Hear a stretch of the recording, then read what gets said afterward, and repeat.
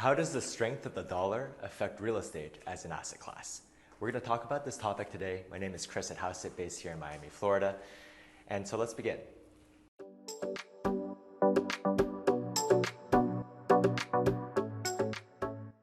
Well, as you've heard in markets recently, and this must be confusing for many folks who are worried about inflation, perhaps stagflation going forward, is that the dollar has inexplicably, for some, started strengthening. So, for example, the yen has recently weakened dramatically versus the dollar, crossing 130 yen to the dollar. This is often seen as a sort of almost like a breaking point. And part of the reason for the weakness in the yen, as we've alluded to in a previous episode, is they have instituted, the Bank of Japan has instituted a policy of yield curve control. So essentially they're buying an unlimited amount of Japanese government bonds to maintain a certain very low nominal rate on their government bonds. So as a result of this is basically unlimited quantitative easing while the rest of the central banks in the world are tightening. So as a result, the yen is weaker. Now, this explains, for example, the strength of the dollar versus the yen. It also, a similar reason explains the strength of the dollar versus other reserve currencies like the euro, which is also weaker because it is lagging behind in the US Federal Reserve in tightening monetary policy. It seems like they do intend to tighten, but there is a lag behind the US. The US appears to be more hawkish. So that's why the dollar relatively is stronger than some of these major currencies. And a lot of these other reserve currencies do make up the bulk of, for example, indices like the Dixie and such, which measures a basket of other currencies versus the dollar. So this explains why the news is making a lot of noise about the strengthening of the dollar and how it runs counter to the point that many of us have made, a vocal minority at first, that the Fed doesn't have actually much room to be hawkish, to raise rates much, or to reduce the balance sheet much due to the high debt to GDP position that we are in, the indebtedness that we face as a country. So how does this point relate to what we've seen before, and is real estate still a good inflation hedge? Well, this is how we like to explain it. So keep in mind that this basket that the dollar's measured against, for example, the Dixie, comprises of so many other major reserve currencies who are really in a similar shape to the US in terms of indebtedness and such, for example, the yen and the euro. And, as a result, the way to think about it is there doesn't necessarily need to be another alternate reserve currency for people to flee to for the dollar, for example, to value against. The dollar happens to be the strongest of the bunch, at least among the reserve currencies. But what can happen, and what we've seen before in history, is even without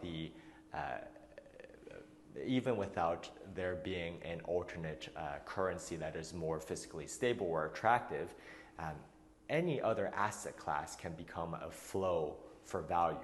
And we have seen that throughout the past couple of years. Essentially, every other asset class has appreciated against the major reserve currencies, who have all dramatically increased their debt to GDPs with tons of expansion and debt.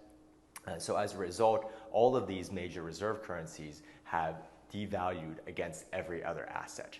And sure, there has been some hiccups in broader equity markets as of late. There has been some steam pulled out of certain fringe assets, such as growth stocks with no earnings for years and such. But still, relatively speaking, every other asset class has increased. So the dollar and these various other reserve currencies have actually devalued against every other asset class. So that's real estate.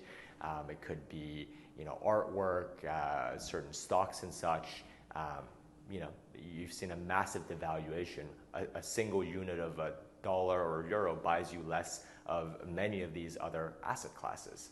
And it doesn't, again, to go back, you don't need necessarily a competing reserve currency out there or even some sort of cryptocurrency for that to be the case, though I would argue that crypto is another asset class that has seen values increase, and thus the argument for some of these other fiat currencies devaluing. So there you have it.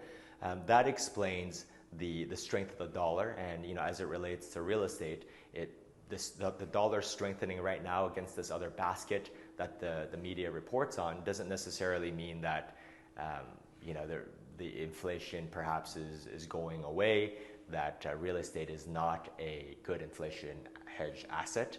As we've said in other videos, we do believe real estate is one of the best traditional inflation hedge assets, just because, first of all, due to scarcity, right? As there is a scarce amount of land available, and in certain regions, building is restricted by local zoning, or in today's times, due to things such as supply chain issues, increases in cost of building and such. So existing homes are seeing an increase in pricing. So that's one factor. But more traditionally, for example, being a landlord, having an investment property, you're able to increase generally the rents along with inflation. So that is why real estate has traditionally been an inflation hedge asset, and you have seen essentially the devaluation of many of these major reserve currencies against other assets such as real estate. So we continue to be positive on real estate. If you have any questions about buying real estate or selling real estate and how we can help you save money on broker commission, check us out at www.hauseit.com. You can email us at team@hauseit.com as well. Leave us a comment below. Let us know if you have any other questions. And of course, we operate in South Florida and New York, all 5 boroughs of New York City, Long Island, and the Hudson Valley. And in Southeast Florida, we cover Miami-Dade, Broward, Palm Beach, Martin, and St. Lucie counties. We can help you save up to 6% when you sell with an agent-assisted FSBO listing. If you want something a bit more hands-on, we have a 1% for full service listing option, where you have an agent handle everything for you for a fraction of the fee. And if you're looking to buy, we can help you save 2% or more on your home purchase with a Hauseit buyer closing credit, where we give you 2/3 of the buyer commission, subject to us keeping a minimum of 1% or $7,500 as of this writing. It can be quite a lot of money, especially, for example, here in Miami or New York, where sometimes new construction buildings offer a lot more than 3% to the buyer's broker. Sometimes as high as 5, 6, or 7% in commission, depending on the development and their eagerness to sell. So 2/3 of that can be quite a bit of money and can help more than cover your closing costs. My name is Chris at Hauseit, and we'll see you in the next one.